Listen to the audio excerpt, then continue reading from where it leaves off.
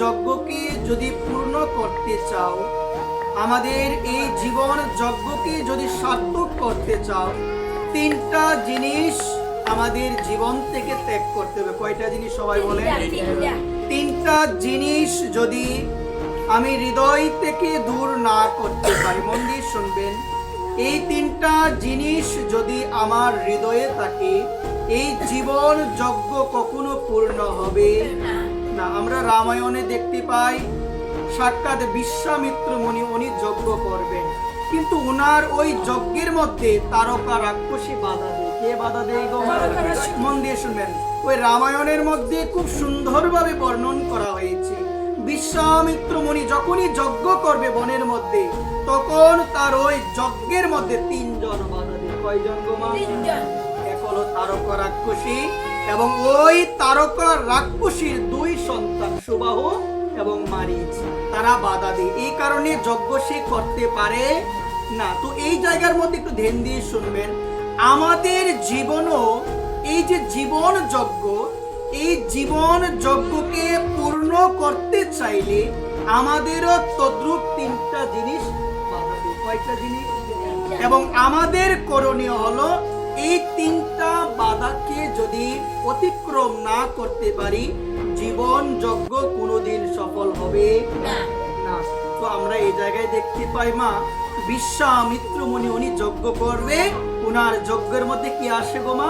বাধা আসে। কারা বাধা দেয়? তারকা বাধা দেয়। তারকার দুই ছেলে মারিচ এবং সুবাহু তারা বাধা দেয়। তারা কিভাবে বাধা দেয়? যজ্ঞ যখন করবে উপর থেকে ওই যজ্ঞের মধ্যে মাংস আদি দিয়ে। তো আমরা জানি মা, যজ্ঞের মধ্যে যদি রক্ত দেয়, মাংস দিয়ে, যজ্ঞ কি হবে মা? হবে না। ঠিক তদ্রূপ মা, তো ধ্যান দিয়ে শুনবেন, যখনই ওই যজ্ঞের মধ্যে বাধা হয়, কোনোভাবে ওই বাধা অতিক্রম করতে পারে না, তখন বিশ্বামিত্র মুনি তিনি গেলেন অযোধ্যায়। কোথায় গেলেন? অযোধ্যায় গেলেন। এবং অযোধ্যায় গিয়ে দশরথকে যে করি হোক রাজি করে আমার ভগবানকে নিয়ে আসলেন। কাকে নিয়ে আসলেন? আমার ভগবান শ্রী রামচন্দ্রকে নিয়ে আসলেন। রামচন্দ্রকে যখনই নিয়ে আসলেন ওই বনের মধ্যে মা, বনের মধ্যে নিয়ে আসার পরে আমার ভগবান সর্বপ্রথম বনে এসেই তারকার সঙ্গে তার যুদ্ধ হয়েছে। কার সঙ্গে? সবাই বলে। তারকার সঙ্গে যুদ্ধ হয়েছে। ভগবান তারকাকে বধ করেছে। তো মহাজনগণ এক পাশ থেকে দাঁড়িয়ে আমাদের বলছেন, আমাদের এই জীবন যজ্ঞকে সফল করতে চাইলে প্রথমে তারকাকে বধ করতে হবে। তারকা মানে হলো দুরাশা। তারকা মানে কি? জীবনে দেখবেন আমাদের কত আশা থাকে না মা? আমাদের সমস্ত দুরাশা, সমস্ত আশা আমাদের নষ্ট হয়ে যাবে যদি আমরা ভগবানের চরণে শরণ নিই। কার চরণে গো মা? ভগবানের চরণে যখন আপনি শরণ নিবেন, ওই তারকা রূপী দুরাশা আপনার হৃদয় থেকে অন্তর্ধান হয়ে যাবে। কারণ আশা কিন্তু ভালো নয়। ভক্তির জীবনে আশা থাকে না মা, শুধু ভক্তির জীবনে একটাই আশা থাকে মা, অন্য জড়জাগতিক কোনো অভিলাষ, জড়জাগতিক কোনো আশা বাসনা ভক্তির জীবনে থাকে। ভক্তির জীবনে আশা হলো রাধারানী আমার মতো পাপীকে কৃপা করবে, এটা আমার বিশ্বাস। কারণ রাধারানী হলো করুণাময়ী। শাস্ত্র বলছেন রাধারানী কি মই গো? সবাই বলেন, তিনি করুণা করে। শাস্ত্রী কি এমনিতে বলেছেন? শাস্ত্রে আমার রাধারানীর এই যোগ্যতাগুলো, কোয়ালিফিকেশন কি এমনি দিয়েছেন? তিনি করুণাময়ী, এমনি কিন্তু দেন নাই। শাস্ত্র বলেছেন আমার করুণাময়ী শ্রীমতী রাধারানী তিনি অনেক দয়ালু, তিনি অনেক কৃপালু। আমরা যখন মন থেকে গিয়ে বলবো রাধারানী এই জগতে আমার মতো পাপী আর কেউ নেই, রাধারানী আমার এই বিশ্বাস, রাধারানী আমার এই বিশ্বাস, তুমি আমার মতো পাপীকে, কত দরিদ্রকেও তুমি কৃপা করবে একবার। ভক্তির জীবনে একমাত্র এই আশাটাই থাকে, অন্য কিন্তু কোনো আশা থাকে না। আজকে এই জায়গার মধ্যে একটু মন দিয়ে শুনবেন, ঠিক তদ্রূপ আমাদের জীবন থেকে এই তারকারূপী এই দুরাশাকে যদি আমরা ত্যাগ না করতে পারি, আমরা কখনো কৃষ্ণ প্রেম লাভ করতে পারবো না। আজকে দেখো মা, জীবন যজ্ঞে সফল হতে গেলে প্রথমেই হলো এই তারকারূপী যে দুরাশা আমাদের হৃদয়ে আছে, আমাদের মনে আছে, সেটাকে কি করতে হবে মা? বধ করতে, মানে দূরে সেটাকে সরাতে হবে। যখন তারকাকে বধ করার পরে আমার ভগবান রামচন্দ্র তিনি আশ্রমে আসলেন। মা মন দিয়ে শুনবেন। আশ্রমে আসার পরে ভগবান বিশ্বামিত্র মুনিকে বললেন যে এখন আপনি আপনার যজ্ঞ শুরু করেন, আর কোনো বাধা হবে না। এই কথা বলার পরে বিশ্বামিত্র মুনি তিনি মনে মনে ভাবলেন, ভগবান যেখানে উপস্থিত তিনি তো যজ্ঞেশ্বর, সমস্ত যজ্ঞেরও ঈশ্বর তিনি আমার ভগবান। যেখানে যজ্ঞেশ্বর উপস্থিত সেখানে তো যজ্ঞ অবশ্যই অবশ্যই হবে। একবার যখনই যজ্ঞ শুরু হয়েছে, তারকা মারা গিয়েছে, কিন্তু বাকি আছে কয়জন গোমা? বাকি কয়জন আছে? 2 জন। তখনই সঙ্গে সঙ্গে কি আসলো জানো মা? মন্দির শুনে মারিচ আসলো। মারিচ আসার পরে যখনই রক্ত মাংস দিবেন ওই যজ্ঞের আসরের মধ্যে, আমার ভগবান তৎক্ষণাৎ এক বাণের মাধ্যমে মারিচকে অনেক অনেক অন্তকাল সমুদ্রের উপরে দূরে ফেলে দিয়েছে। একবার অনেক দূরে ভগবান এক বাণ দিয়ে, এক তীরের মধ্যে দিয়ে ভগবান সেই মারিচকে বধ করে এখন দীর্ঘ এক সমুদ্র, সেই সমুদ্র পার করে দিয়েছে। মহাজন বললেন, জীবন যজ্ঞে প্রথমে বধ করতে হয় কাকে গো মা? তারকা। তারকা মানে হলো দুরাশা। ভক্তির জীবনে দুরাশা থাকতে নেই, ভক্তির জীবনে এগুলো থাকতে নেই। তারপরে দ্বিতীয় যেটাকে বধ করতে হয়, দূরে সরাতে হয়, সেটা হলো লোভ। সেটা কি গো মা? সেটা হলো লোভ। ভক্তির জীবনে, সাধুর জীবনে লোভ থাকতে, সাধুর লোভ থাকতে না মা। মন দিয়ে শুনবেন। সাধুর একমাত্র লোভ হলো যেখানে ভক্ত সঙ্গ হয়, ভগবান আমি যেন সেখানে গিয়ে ভক্তির চরণ ধুলি নিজের শিরে ধারণ করতে পারি, আমি যেন সেখানে গিয়ে সেই চরণ ধুলার মধ্যে গড়াগড়ি দিতে পারি। ভক্তির অভিলাষ হলো, প্রভু গো আমি যেন সর্বদা তোমায় প্রাণ ভরে ডাকতে পারি, এটাই লোভ। আমি যেন সর্বদা তোমার ভক্ত সঙ্গে থাকতে পারি, আমার আর কোনো লোভ নাই। এটা ভক্তির জীবনে থাকতে হয়। আজকে দেখো আমার ভগবান মারিচকে এক বাণের মাধ্যমে অনন্তকাল, অনন্ত দূরবর্তী সমুদ্র পার করে দূরে ফেলে দিল। এটার মাধ্যমে আমাদের জানিয়ে দিল ঠিক তদ্রূপ আমরাও যেন আমাদের হৃদয় থেকে লোভকে অনেক দূরে আমরা সরিয়ে দিই।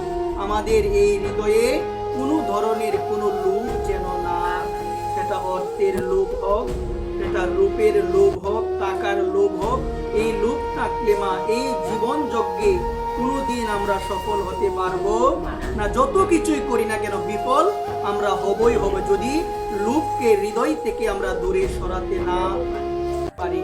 এখানে সকল গৌর অনুরাগী ভক্তচরণে এই নিবেদন, আজকে এই জায়গার মধ্যে রামায়ণ শুধুমাত্র একটি গ্রন্থ নয় মা, একটি শাস্ত্র নয়। এই রামায়ণটা অনেক কিছু জানার আছে, জীবনে অনেক কিছু মানার আছে এই গ্রন্থটা পড়ে, শাস্ত্রটি পড়ে। এখানে সকল ভক্তচরণে আজকে নিবেদন থাকবে, দেখুন এই জায়গার মধ্যে শিক্ষা দিল, প্রথমে দুরাশাকে বধ করো, তারপরে তুমি তোমার মন থেকে লোভকে অনেক দূরে সরাও। তারপরে কি বলছেন? তারপরে এসেছে সুবাহু। কে গো মা? 2 জন তো বধ হয়ে গেল, তারপরে কি আসলো? সুবাহু। সুবাহু যখন আসলো যজ্ঞের মধ্যে বাধা দেওয়ার জন্য, আমার ভগবান তখন অগ্নি বাণ দিয়ে, কি বাণ দিয়ে গো মা? অগ্নি বাণ দিয়ে সুবাহুকে বধ করেছে। এই জায়গার মধ্যে মহাজন বলছেন, এই যে তারকা হলো দুরাশা। তারকা কে গো মা? বারবার বলছে তারকা হলো দুরাশা, মারিচ হলো লোভ। মারিচ কে গো মা? লোভ। আর এই সুবাহু হলো হিংসা। ভক্তের জীবনে সব থেকে ভয়ঙ্করতম যে জিনিসটা সেটা হলো হিংসা। হিংসা থাকতে নাই, ভয়ঙ্কর ভাবে ভক্ত ভাবে এই হিংসা যদি আমার হৃদয়ে আসে, আমার পতন হবে হবে। মা মন দিয়ে শোনো, এই হিংসাকে কিভাবে জয় করতে হবে? অগ্নিবাণ। ভগবান কি বাণ দিয়ে তাকে মেরেছে? এখানে মহাজন বলছে অগ্নিবাণ হলো জ্ঞান রূপ বাণ। কি গো মা? জ্ঞান। হিংসাকে যদি নষ্ট করতে চাও, হৃদয় থেকে দূরে সরাতে চাও, জ্ঞান দরকার। যদি জ্ঞান না থাকে, দেখবে একে অপরের মধ্যে কি আসবে গো মা? হিংসা আসবে, দ্বন্দ্ব আসবে। বর্তমান সময়ে আমাদের এই পাঠক সমাজও কিন্তু দ্বন্দ্ব, তাই না মা? বলেন না দ্বন্দ্ব কিনা?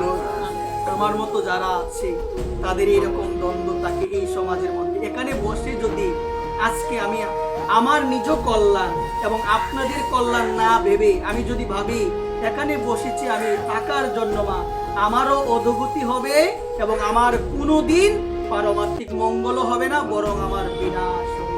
কিন্তু এই জায়গায় বসে যদি আমি ভাবি, যারা এসেছে এখানে বসেছে নিচের মধ্যে, এবং আমি এখানে বসেছি, আমি যদি ভাগবত উপলব্ধি নাই করতে পারি এবং আপনাদের মাঝখানে যদি সেটাকে পরিবেশন নাই করতে পারি, আপনাদের যদি কোনো কল্যাণ নাই হয় মা, এই জায়গায় বসাটাই আমার নিরার্থকতা। এই জায়গায় বসে প্রকৃতপক্ষে আমারও মঙ্গল হবে না, যাদের শোনাচ্ছে তাদেরও কোনো মঙ্গল হবে না।